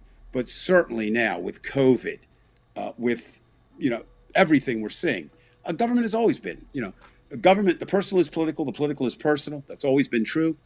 Now, while I'm going to make one more comment, while you're searching for the other one, because I like the other. No, that was it. That was the one. No, there was another one that Veg put up, and I want to get back to. It was about. I can do a search again for Veg. News. I think it was Veg. Newsmen and where's Walter Cronkite today and all that. I do know something about that. See if I can find that. If you can. Now I'm going to rant and say why I think government is complete. Yeah, I got it. Journalism is something that has devolved into entertainment and opinion. Where are the Walter Cronkites of today? You will never, ever, ever, Veg, see another Walter Cronkite. And the reason is not that he was special, but his times were special. And again, here is my opinion, and it's been supported by a lot of people. Remember that almost all the early TV reporters started as print journalists. Same with radio. And they came up through the ranks that way and were attuned. The famous quote about Walter Cronkite, and this does show his power, when he went to Vietnam and came back, it's falsely attributed. He did not say what a lot of people said. He did not say America will lose the war. That's not what he said. What he said is, the best outcome I can see is a stalemate. We cannot win, And Lyndon Johnson, it's been confirmed by Lyndon himself, looked around and said, man, if we've lost Walter, we've lost Middle America. And if we've lost Middle America, we've lost support for the war. So he was indeed. Walter Cronkite, he also, that age-old argument, do men make the moment or do moment make the men? His moment, he was very good in a number of things, but his moment was the way he handled the assassination of John Fitzgerald Kennedy. Nobody remembers how any other newscaster did it, right? But they remember how Walter did it. And it was very professional, and yet it told you everything. Now here's some things you don't know. My favorite historian is Douglas Brinkley, because he's kind of a pop historian. He's very schooled, and he worked with Stephen Ambrose to put up the D-Day, museum. But anyway, Ambrose writes, he's a curator of Hunter Thompson's letters, and he did the best educational experience I've ever heard of. He did a magic bus. I mean, he's just all that plus. And I loved it. I got a chance to meet him a few times here and talk to him when you could go out in D.C. But he wrote a book about Cronkite, and you could pretty much take it to the bank. And here's some things. I was surprised. Do you know who one of Walter Cronkite's best friends was? Just name somebody. Is it a colleague? No, no, no, no. Just somebody you might think. Who do you think a person like that? It might be a president, right? I'm just gonna say that it's gonna be somebody I wouldn't think of, like John Wayne. No, no. It was Mickey Hart, the drummer for the Grateful Dead. Now, can you see Walter Cronkite going to a Dead show? And yet he did. And Mickey, they got together they got together for holidays sometimes, but they got together. And what they shared was an interest in yachting. Really? That's what got them on. Well, that's just something. Now, you say Walter Cronkite, the ultimate professional, which he was. They said there was no person fonder of dirty, perverse jokes than Walter Cronkite, right? I think Burl Ives was like that too. And your dad knew him, right? Yeah, my dad was in a my dad was in a betting syndicate with Burl Ives. Yes, that is correct. So I mean, but that doesn't take anything away from Vege's idea. Right. So first of all, and remember that if you have to look, in my estimation, of the greatest newsman that ever existed, his name is Edward R. Murrow. Yeah. And Murrow mentored Cronkite. Cronkite mentored Rather. So there's a direct line from, if there is a person we should all bow down to in TV and radio news, Cronkite would be there, but you'd have to go to his mentor, Murrow. Secondly, and, this song just plays in my head all the time. I don't know if you're familiar, Brian, with the band Living Colour, with Vernon Reid as a guitarist. They're a black band, not a punk band. Actually, they're very good. They had their moments in the 80s. They actually opened for the Rolling Stones one tour. But they had a song that I love the song, but I love even more the idea, cult of personality. And that's where we live today. We live in a cult of personality. Rachel Maddow, I have utmost respect for, but she's a personality, okay? Certainly, there's, Tucker Carlson is a personality. And the list goes on and on. Have you looked recently? And I don't want to,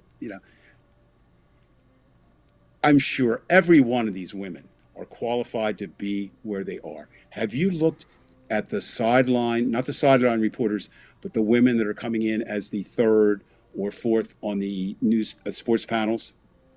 Right. Yeah.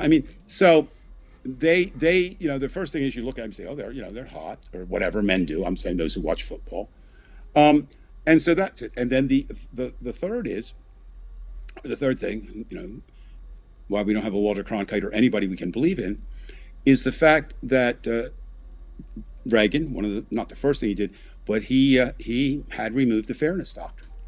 And basically, while that wasn't fair, it basically said, if I'm going to talk about the Republicans, the Democrats get equal time.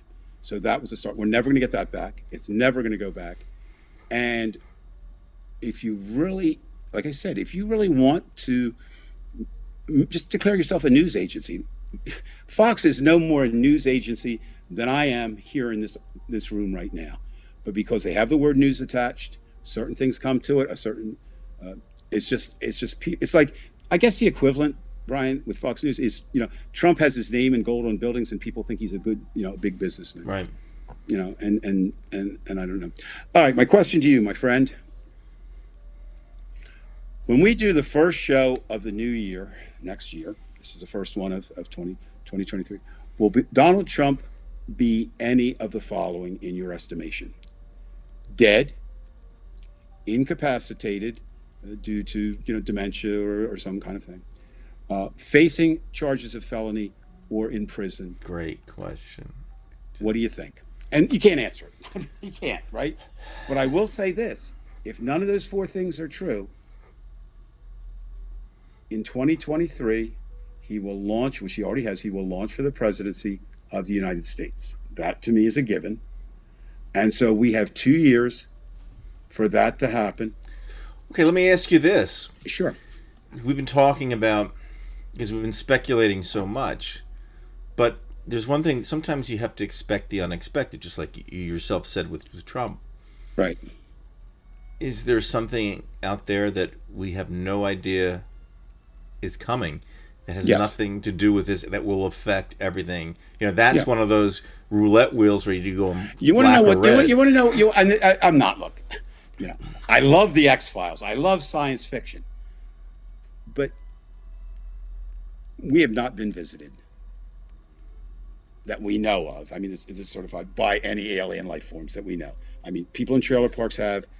That's one side of it. But reputable pilots have seen things that they. Well, there's can't. this idea, Dave. Now, this is something I don't, Right. I ascribe know. to, but it's there are some people who believe that there are aliens. However, that they see us because they're so far ahead of us. They see us as an experiment, so Oh, they don't that's put true. their finger in the Oh, that's experiment true. unless they have to. But you're asking something we couldn't see.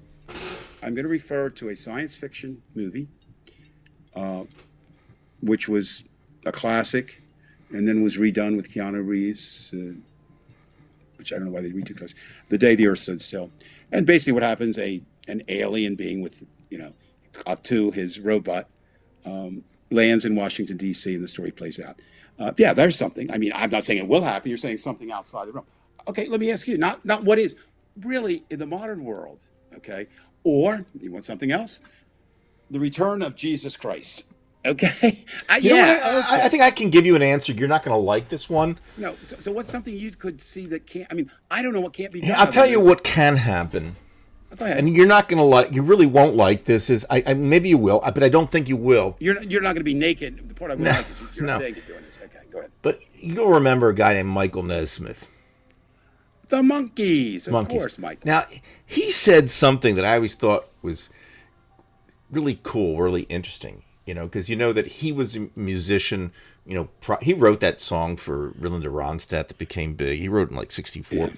But he said, and I don't necessarily want this to become a musical conversation, but he had such problems, and the group had such problems with Don Kirshner because Right. they wanted them to be this false group, this Pinocchio, and he said this was one instance where. This one bizarre instance because they fought because they were musicians. All the time. That is they true. said that, All the time. That Pinocchio, the guy with the kid with the long nose, became real. And every once in a while, I mean, again, I'm not a religious. No. I'm not a religious person, but every once in a while, when the things align just right. And I'm not saying this is good or bad. Like I say, COVID is. I'm thinking that. Sometime in the future, if we survive all this, we're going to look back at COVID to say, if it wasn't for COVID, the United States would have been gone because Trump would have won. Oh, we've said that. I mean, I agree with you on And that. so I don't know. I mean, is there this good Pinocchio out there, something that comes out of nowhere? Well, my question is related. I mean, I understand. And I mean, it's hard to say something you don't know. Well, it's like, well, what don't you know is going to come here and change it? But I'm just wondering, like, what would be beyond the realm even to think about? I mean, you've got, one of the hottest movies right now is you've got Don't Look Up. And I made a good prediction. I love when I do that. Good. I thought it was worth watching once. But the thing that I said, and it's happened already, that it's going to become a term.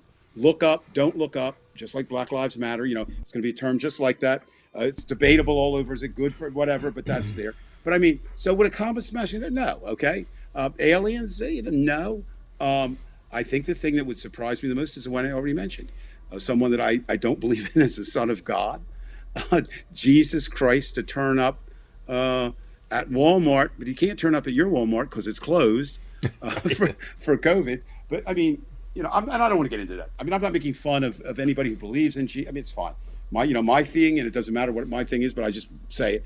If you are a Christian and you perform as Jesus Christ said you should, I think you're going to be okay with me.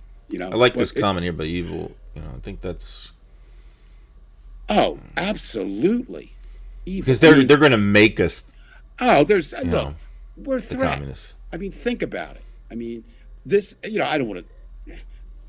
I mean, I don't want to. What am I looking for here? I don't want to make our family here martyrs or more important we are, but a number of us would be in line. Certainly not. They're not taking names now, but if we continue to, and what's interesting about that, Brian, it's not just the speakers that come under; it's the listeners too, right? I mean, there's no way when it becomes us and them, which it is now. But if it became fascist us, authoritarian us, powerful us, guns controlled us, you're naive. And the other thing you can see is you're naive to think that if you're on Trump's side, if you're on that side, that they won't come for you eventually.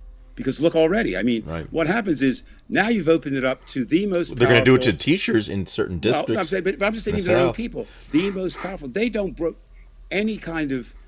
Trump is the only person they make some exemptions for.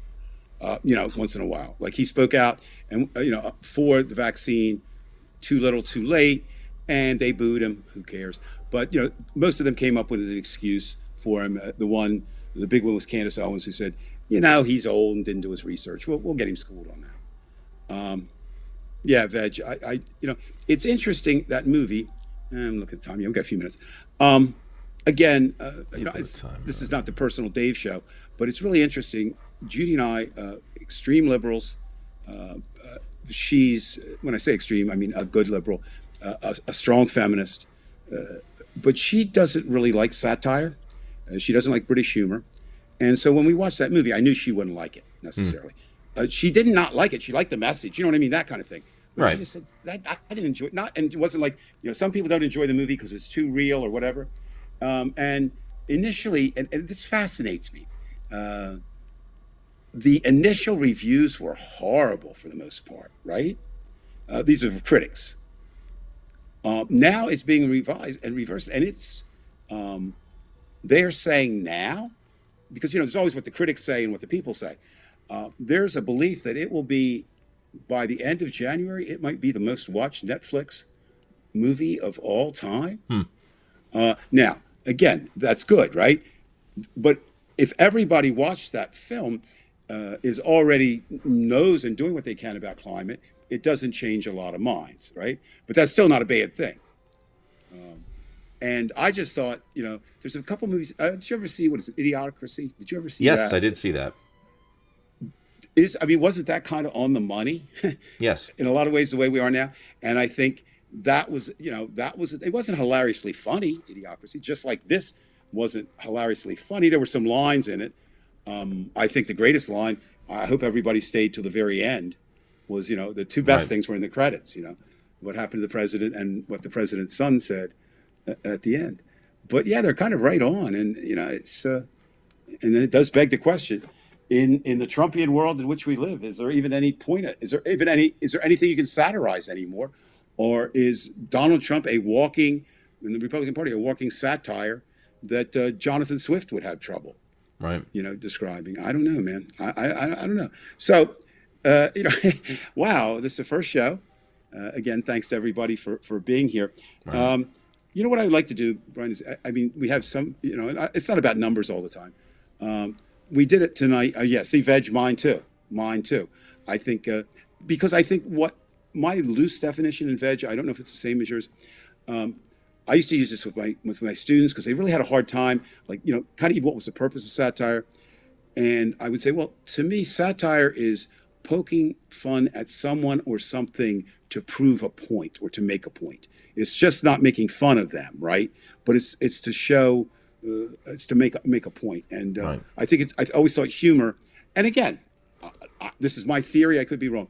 Do you really see Republicans ever laughing about anything except sophomoric humor or when people fall down and hurt themselves? Mm-hmm. They have terrible senses of humor. So, so I think it's that. Anyway, back to what I was saying before. We did this show on Friday night, and the reason we did it, I was picking on Brian, but there is some truth to that.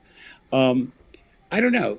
What do you think, Brian? Again, we're limited on what we can do, but what do you think if we did it regularly on Friday night? I'm not saying we're going to do that, people. I'm not saying anything. You might want to let us know. Fridays were always bad because of the football games that I had. I could never do. And there them you are in unless it was every basketball week. games. Because it's But, not even you teach. I- So I'm just saying. I think that's why. I just Saturday's always been better. Yeah, and that's the thing now.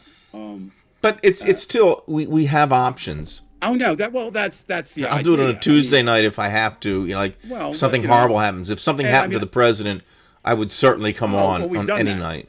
No, we do that, but I just think again. It saves me have to talk to you. We have a small family here, but it's an important, and I mean it because this is we know everybody, and even though we're far away, this is connected. See, I've never had this. You did have it with the reality report. I've Yes, never you did. done anything like this. The relationships weren't quite as close. No, but it's still what I'm saying. They were, I'm talking about relationships of people. I wouldn't know right now if, and I'm not, I always hate newness, but let's say if Sandy, I would know because I know what she looks like. But Veg, Anthony. I've known Veg for a while though because I remember him prior to. They walked into my house and said, "Hey, Dave," I was going, "Okay, who are you?" But yet I think I know how they think, a little bit. I like how and again, it always bears repeating these things because new people come to the show. It took me a while to understand. It really did. These comments that I'm going like, well, aren't they listening to me? I'm so important. I'm not, but that's not what it's about. It's like, Brian, to me, it's like we open, we have the house, right? And we open it on Saturdays or, I know. We're not going to do that, Veg, because I respect Sandy's show. And I've been on it a couple of times. Now she told me today, look, don't worry about it. It's a different market, but she's nice. I mean, but still, I don't. I would like to see her show myself sometimes. Well, what I'm saying is, sure. I mean, and that's the thing. So yeah, I mean, this is just not a one time. I mean, it could be again, but it's not something. Tomorrow, I just need to have that day. It's just I've been looking at those particular two teams for my entire life, and you have to live in the area here to understand it with the Philly-Dallas thing. It's just... Now, is this not true, though, Brian? I've seen, I've watched some games with you over the years. Aren't you one of those Philly fans that, like, buy the pitch in baseball or buy the whatever? You say, oh, they're going to the Super Bowl. They suck. I mean, I'm just consistent. Yeah, he always jinxes, and I think that's part of the reason why they haven't won for so many years. He predicts they're going to win. They win one game, he says. This year, I said they're going to go to the Super Bowl. This is what Dave did. I was having a terrible night the year that the Phillies played the San Francisco Giants. The year after they, I guess, won the World Series, but they had a better team the next year, and they just weren't playing well, and they were being beaten by a team that they were probably better than.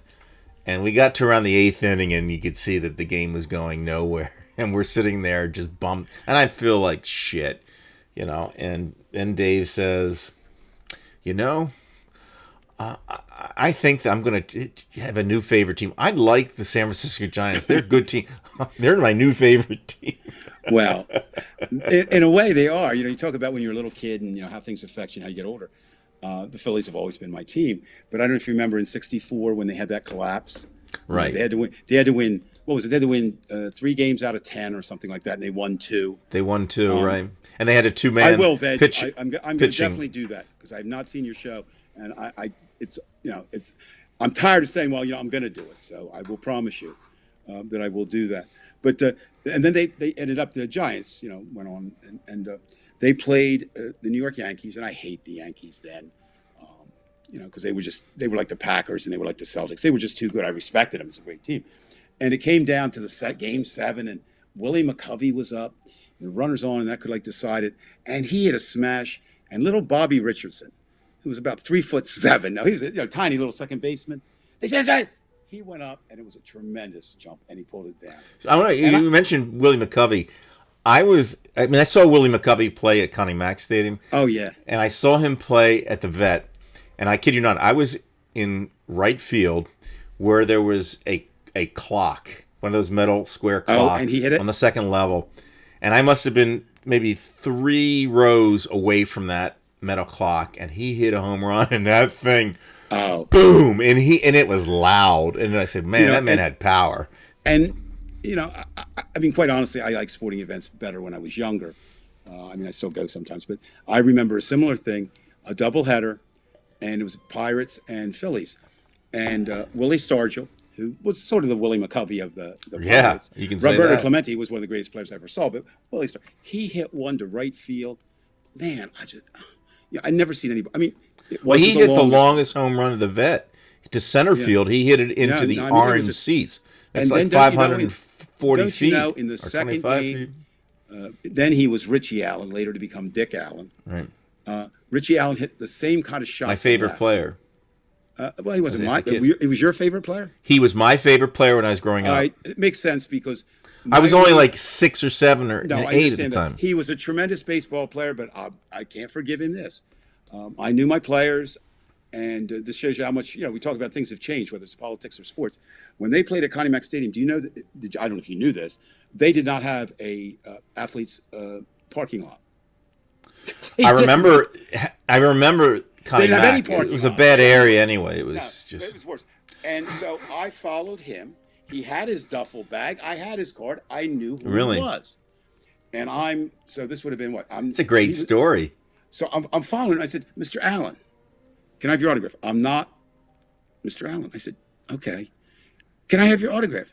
And he would not. And You knew it was him, though. Oh, it was him. I mean, there was no Right. doubt.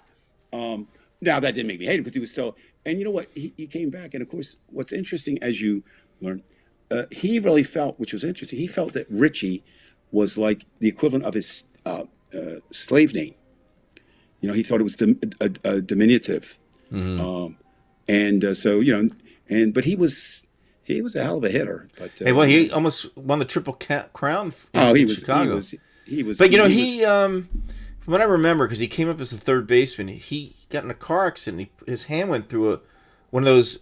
So that was his grip. Yeah, 'cause he had to play headlights, and those headlights in those days were thick glass, and he really ruined his hand, so he couldn't throw well anymore, and they had to move him to first base. Right. Again, we were talking like tonight about the economy and how things change and what's new and different. I mean, think about that. Mickey Mantle was the first baseball player to make $100,000.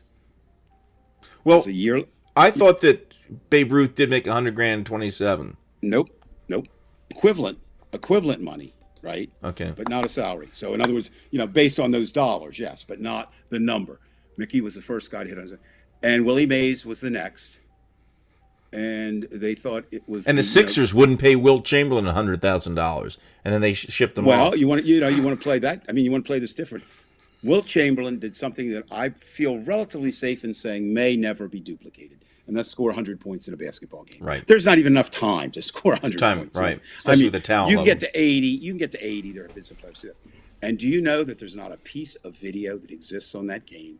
It was not played. It was the Philadelphia Warriors, but it was not played in Philadelphia. It was played. There is a still photograph from it. You guys, there's still photographs from the Enquirer, the Daily News, and the Bulletin, but it was played in the Hershey Park Arena. I don't know what it wasn't like they weren't fixing it. So today, there's cameras, and that gets back to kind of what we were talking about earlier about this cult of personality. Whether it's a baseball player, whether it's Antonio Brown taking off his uniform on the sidelines, whether it's Kim Kardashian with her, her ass or not her ass or, becomes the focus of the country. Whatever it is, that's the world in which we live. And I will leave you with this thought, and you're right. If we'll never know. But I would agree with you that if we did not have COVID, Donald Trump probably would have been president. Yeah, so we can. But I'm going to take it another way. If there weren't reality TV, Donald Trump would never have been president. So, yeah, you're right. It's all there. We can only speculate. And Brian, I pick on you a lot because you deserve it, because you're total incompetent.